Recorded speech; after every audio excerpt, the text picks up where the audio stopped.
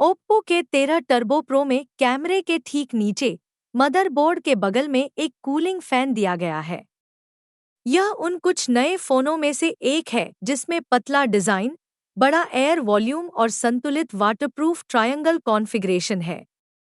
लेकिन सवाल यह है कि कूलिंग फैन जोड़ने से फ़ोन के रोज़मर्रा के इस्तेमाल में कितना सुधार आता है।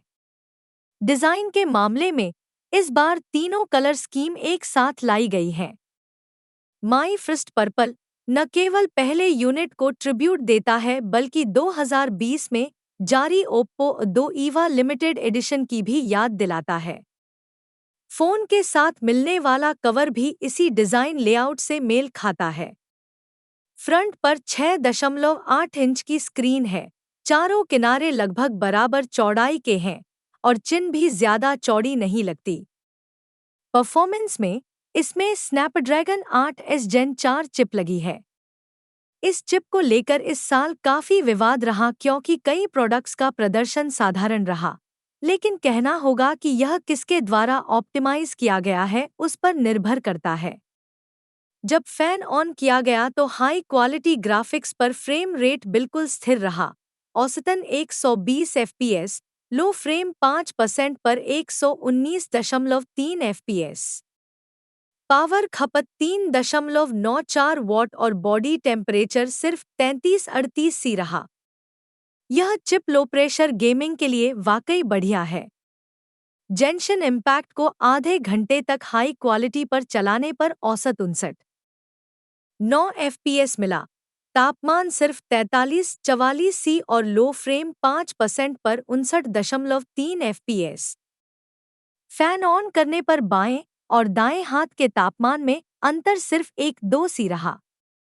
अगर आपको गेमिंग पसंद है तो आप ओप्पो का सुपर विंड कूलिंग सेट इस्तेमाल कर सकते हैं, जिसमें लिक्विड कूलिंग केस और हीट डिसिपेशन बैक क्लिप शामिल हैं। एयर और लिक्विड कूलिंग साथ में एक्टिव हीट डिसिपेशन देती है। 3D mark wildlife extreme test में कूलिंग किट के साथ स्थिरता 65% से बढ़कर 74% हो गई। बैटरी लाइफ की चिंता करने की जरूरत नहीं। फोन में 7000 mAh बैटरी है और 8S जेन 4 लो लोड पर पावर सेविंग करता है।